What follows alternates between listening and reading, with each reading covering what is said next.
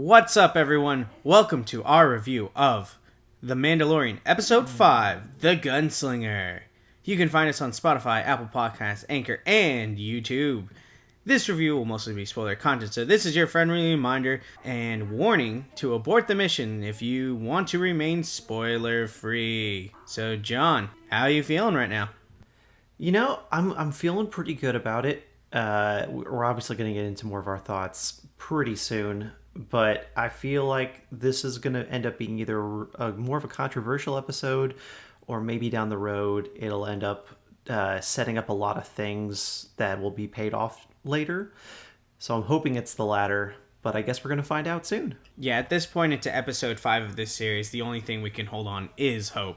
So, yeah. So we're going to start off with the plot, and then we're going to get into what both me and John feel like with this episode, the things we like, the things we didn't like, and all of that. So, without further ado, here's the plot. Mandalorian has a dogfight in space, and he barely wins. This was pretty cool to see. There was another bounty hunter coming after him in the asset.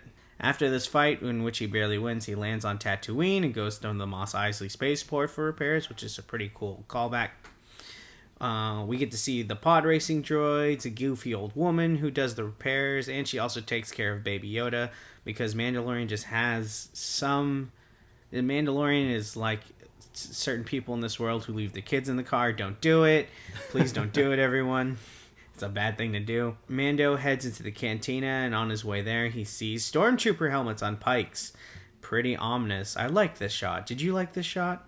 I did. I'm glad we finally get to see it. And I think you mentioned it to me, maybe not in an episode, but you kind of thought it was going to be on Tatooine. So it looks like you called it. I was wrong. It's not the planet that the client was on. Yeah, it's not on Jakku or the planet everyone was on. I'm kind of glad it was on Tatooine. But going further, the bartender in the cantina has been replaced with a droid. How ironic, because at first there were no droids allowed. And Mando asks for work as a hunter. He meets at this point an aspiring bounty hunter who, for purposes we call store brand Han Solo or Bran Flakes, because his name is Toro Calican, and I would rather refer to him as Bran Flakes or store brand Han Solo. Because that's what he is. Because that is what he is. That very much in agreement. So he says he has a job to capture a powerful mercenary named Fennec Shand, and she's done work for the Hutts. Mando takes the job, but he gives warning to the mercenary, and the only reason he takes the job is that Bran Flakes says he'll give him the whole reward because he's just doing this job so he can get into the Bounty Hunters Guild. Mando and Bran Flakes take speeders to travel across the desert looking for Fennec, which in this case, like, Bran Flakes has a lot of trinkets that are really nice. It feels like he's buying everything, and he's very wealthy with, like, daddy's money. So I don't even know why he wants to be a bounty hunter. He's already got more than the average person in space. We have Bran Flakes and Mando use speeders to travel across the desert, and we get to see Mando broker a passage with the Tusken Raiders. It was kind of funny. They just snuck up on Bran Flakes, and Mando just watches the horror, and I think that's kind of funny. Mando's very calm in the situation. I like that. But after they get passage from doing sign language with the Tusken Raiders and giving away the binoculars, Mando and Bran Flakes find Fennec after discovering a dead bounty hunter on a dewback, which is pretty cool, and Mando gets shot several times, but Beskar armor saves him. But they cannot get closer because Fennec is using a high-power rifle with a scope to keep the team from getting closer. So yeah, you gotta watch out for those pot shots. But the team decides to do an ambush on Fennec at night, and this was a pretty cool action scene how they did it, on the speeders, shooting flares, blinding the scope, and I really enjoyed this part of it, and this was a nice action sequence. But Fennec is attacked by Bran Flakes after Mando gets shot down, and then eventually Mando comes back as Fennec is about to kill Bran Flakes, and Mando saves him. Since Mando's speeder is broken, he goes back to the dewback to use it as a transportation for Fennec, and Fennec is left alone with Bran Flakes, and they wait till the morning for Mando to come back. But before that happens, Bran Flakes is being manipulated by Fennec. Fennec is trying to conspire against Mandalorian. She explains Mando eliminated a Bounty Hunters Guild installation. Do you remember the planet it was on? They did say it. I didn't write it down, and I should have. Yeah, but she mentioned the planet that it was on, and like dollar signs just blow up in Bran Flakes' eyes. You could see it. So after he finds out Mando's story and about the asset, he goes all Game of Thrones. He kills Fennec and then rides into the sunset or the sunrise to find Baby Yoda to go back to the spaceport. Mando finally arrives on Dewback to Fennec and finds her dead, and we get a great emotional shot of Mando looking down at her body, looking up, and then goes back to spaceport. It was great. So when he gets back to the spaceport, he has his gun drawn, ready for, he knows something's going down. And Baby Yoda's being held hostage, and so is the caretaker, the repair lady, the goof. Her name is Pelimoto, right? Yes. Yeah. Pelimoto is being held captive by Bran Flakes. Bran Flakes is doing some evil stuff where he's just like, go ahead and cuff the Mandalorian, he tells Pelly to do. And he's telling him his evil plans and is like, kind of egging him on. And then Mando shoots a flare. So he shoots a flare right in front of the dude, blinds him, and then shoots him. And yeah, that's basically it. He then pays off the ship repairs. The episode ends. But first, before it ends, it cuts to someone... We don't know who, because they didn't do a face reveal. Someone in the desert finding Fennec's body. And that's how it ends. What a cliffhanger. Yeah, what a cliffhanger. I thought the cliffhanger could have been a little bit better, but yeah. That is the plot. So yeah, we, obviously, like you talked about, we've got Pelimoto, who's just kind of this goofy character. Who's a little out of character for, like, the tone that they've set up on this show and in Star Wars in general. But it feels a lot like one of Dave Filoni's Clone Wars characters and just how goofy they can be sometimes. I could not agree more with you, because that was exactly what was going in my head, is that she's like an alien on a new world introduced in the Clone Wars, and it's like, oh, look at this little goofball. Yeah, and because it was Dave Filoni's first directed and written by credits. So he obviously had a lot of influence in this. Like you said, Toro Calican was definitely store brand Han Solo, which I thought was interesting when they met in that cantina. They were sitting in the same booth that Han Solo and Greedo were sitting in. And there's a lot of parallels between like their tones, the way they held themselves. So I kind of thought that was a fun little connection. Yeah, and Toro Calican was like, did the same body language, like having his like hands against the walls, super relaxed, feet up a little bit. But I would have really liked to have seen like some blaster fire, like a little scar. That would have been really cool, but I couldn't find it in the scene. I guess they added like backsplash to where they were sitting compared to the original. But I really, like you said, that parallel was pretty cool. I really enjoyed that. Yeah, and MingNa Wen's character, Fennec Shand, I thought was a pretty cool way to introduce a mercenary into the story here. And I thought she did a really good job with the episode. I can't believe that they killed her off so soon. I mean, she only had maybe a couple minutes of screen time. I thought she was a really compelling character that I would have loved to see in more of the action sequences. But yeah, so I mean, obviously we're going to see who she's connected with and how far up the ladder she was. I'm hoping that it's a big name actor and that we're going to be introduced to them here in the next episode. But who knows? Yeah, I definitely was kind of disappointed that MingNa was used only once. Like she's such a badass as an actress. An actor, and she's just in one episode kind of like IG-11, just like, oh, here you go, IG-11, this killer robot, and then it's just like gone in the first episode. It's kind of disappointing, and they keep doing this, but I hope we can get someone who does stick around for longer than one episode besides the Mandalorian and Baby Yoda. Someone needs to join the crew.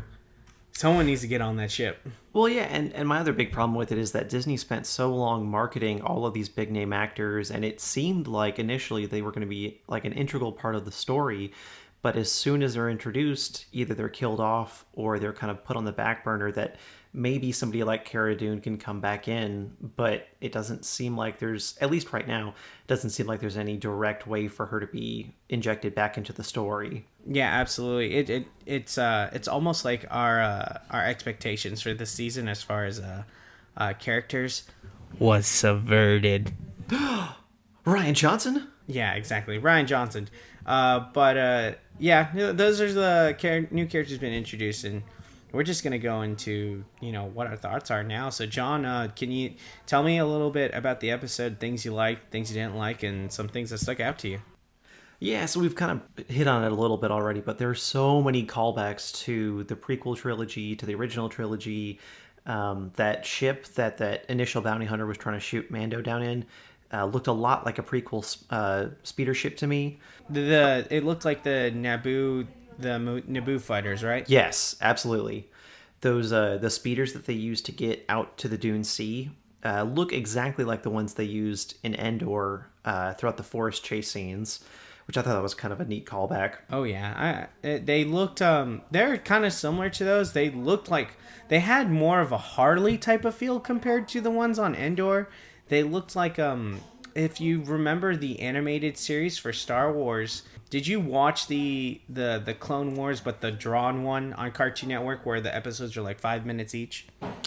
I vaguely remember it existing, but I don't remember anything from the plot. Yeah, well, they kind of X'd it out as canon when they came out with the better Clone Wars, but there's a battle in which someone is on a motorcycle, like speeder that looks like that, where it kind of looks like a Harley, and it's supposed to be a speeder, kind of like taking inspiration from Endor, but more Harley-esque. And that's where I look at the parallel here as like, oh, that looks like a design from the original Clone Wars series that they had. So I thought it was if that's what they did with it, that's a pretty interesting parallel. I don't think it's coincidence, but I thought those speeders were really cool. Yeah, absolutely.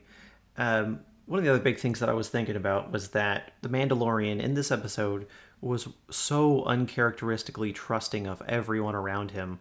The fact that he was irresponsible enough to just leave Baby Yoda on the ship in a little hole in the wall, thinking that he'd be quiet and asleep the whole time. When Pelimoto finds him, that he just trusts her to look after it, knowing the value of this type of asset, and he just completely leaves it with a stranger. Yeah, that part, Pelimoto's character just in general is weird. But yeah, you're right. He's so trusting. Either that or he's just very negligent. Mm-hmm. Would be the other word to describe his trusting. Yeah, and I think I mentioned it on a previous episode where I may have speculated that maybe his connection with Baby Yoda is because he was himself a parent in a previous life. I completely am disregarding that theory at this point, just with the way that he's handling this child. But I also thought that he was very trusting with Toro Calican. The fact that he was basically willing to put in all of the work to fight this highly trained assassin for all that he asked for in return was he just wanted the money. Toro just wanted the glory and the entrance into the guild. But he was willing to put in all of this, basically risk his own life, because he knew how highly trained Shand was, and he was still willing to go up against her. It just seemed a little uncharacteristic of him when there were probably other bounties and other types of work out there for him that he could have gotten hold of. But I mean, and maybe it was because of the time that he spent with that farming community that kind of allowed him to loosen up a bit more and maybe softened him up a bit to trust someone like this that he thought was just young and naive, and maybe he could inspire and bring into the guild himself. Yeah, that was a weird thing you bring up, because it doesn't seem, even for Toro Calican, like his character seems kind of like, straight shot, kind of like, yeah, this is what I want to do, blah, blah, blah. And he seems loyal to Mando until Fennec's like, hey, he killed everyone in the guild, and then suddenly the switch flips to him being cold-blooded and gonna extort the Mandalorian and stuff like that. It was just very weird, because at first I thought, like, this guy, there's no way he's like,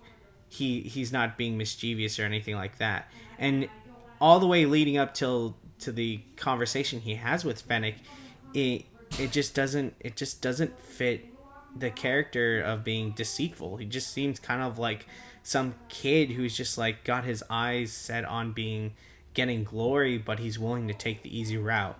And it doesn't seem at any point he has the intelligence to be that deceitful or playing a chess game where he's 5 steps ahead.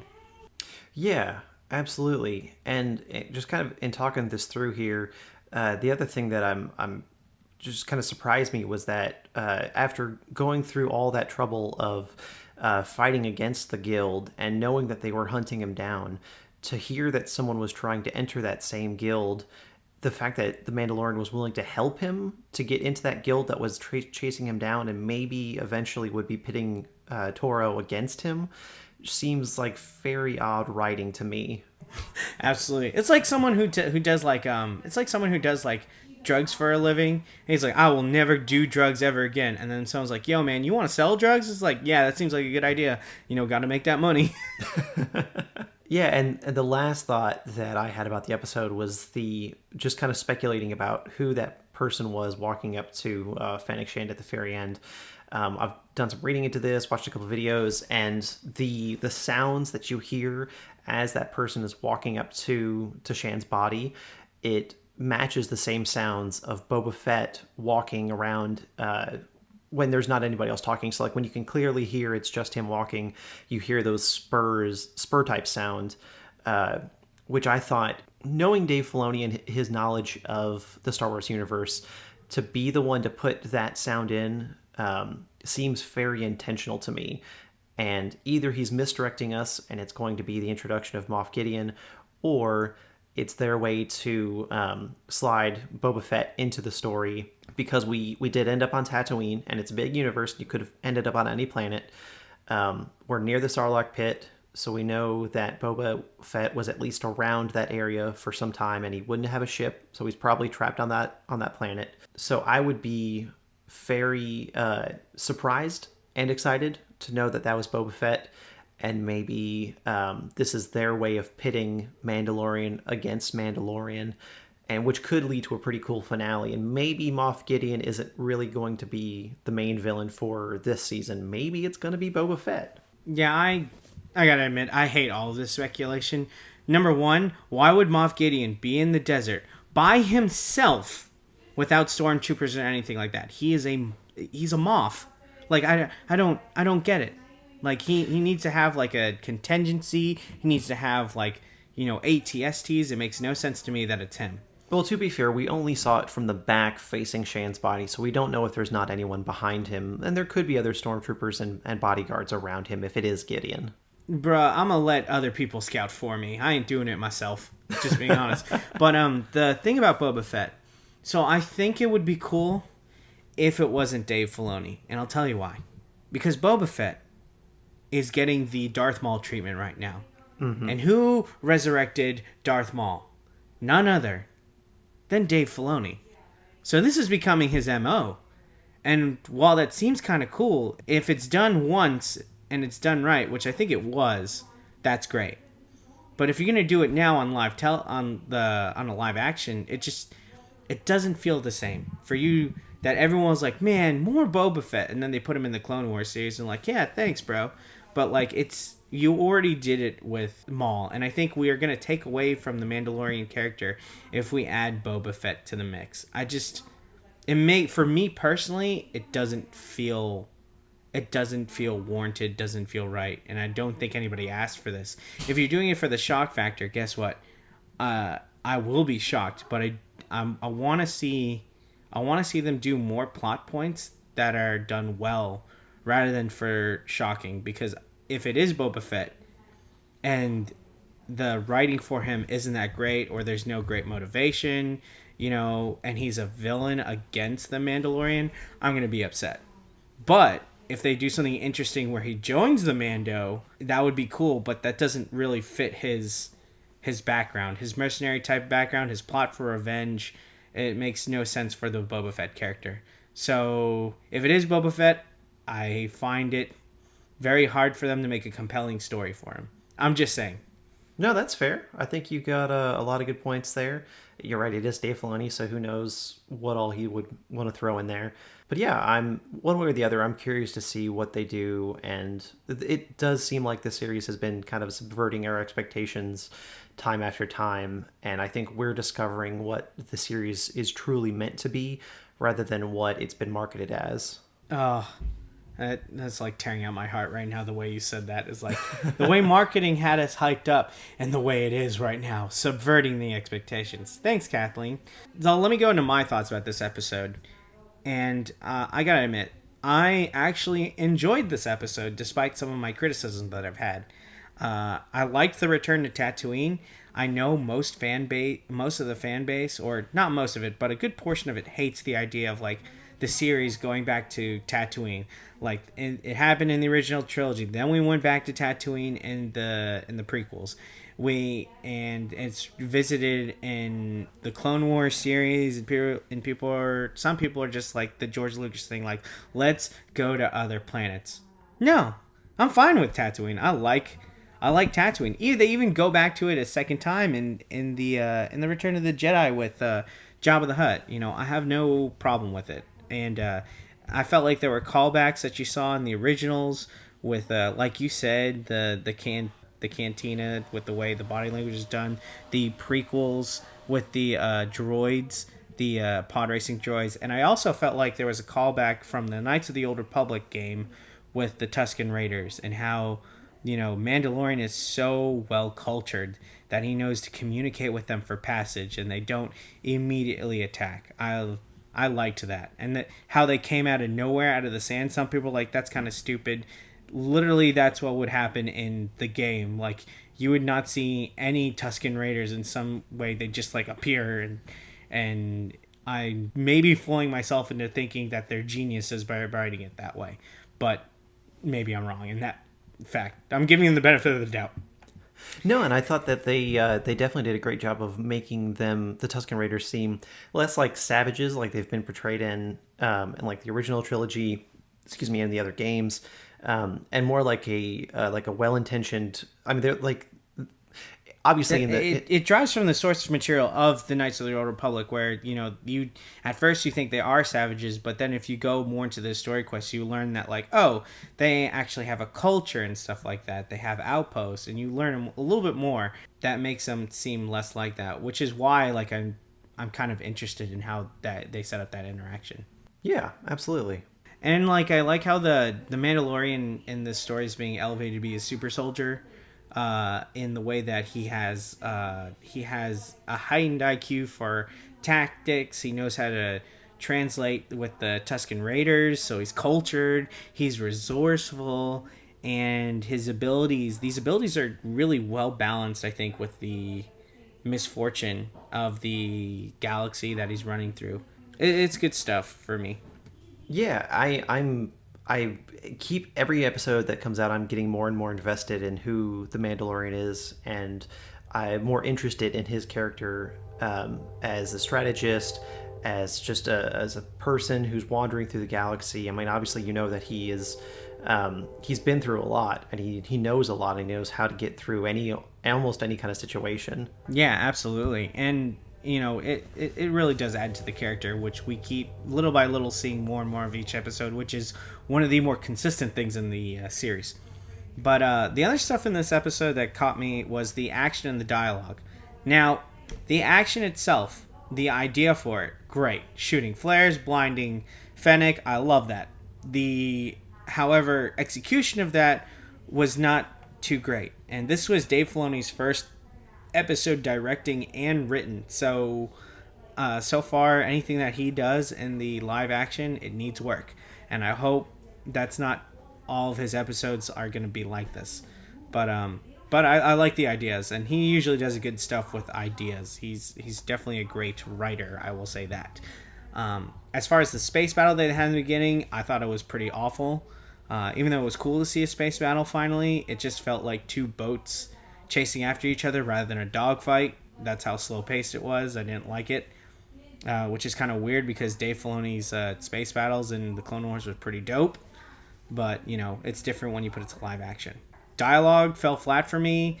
I didn't think it was that very good. Mandalorian had good dialogue, but the callbacks were what kept this afloat for me. Like the things like, oh, Beggar's Canyon.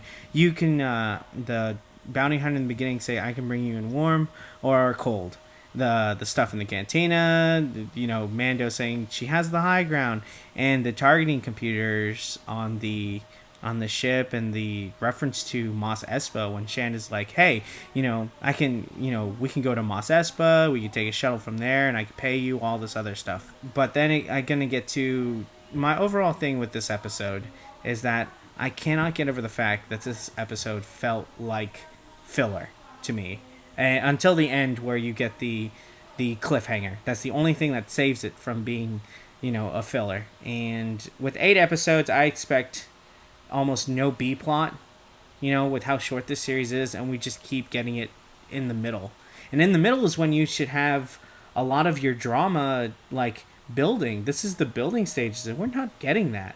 And I hope Disney learns these mistakes going into season 2, and I swear, if these are like execs who are calling these shots, I'm super disappointed. As the series goes on, my rating for this keeps getting lower as a series. Like with the first 3 episodes and how consistent it was with the A plot, I give it a B+ as a series, but with where we are now, I'm giving it a C. Because the only thing that's getting me excited for the next thing is like all the nostalgia hits they hit in this episode, and the stuff that has to do with Baby Yoda.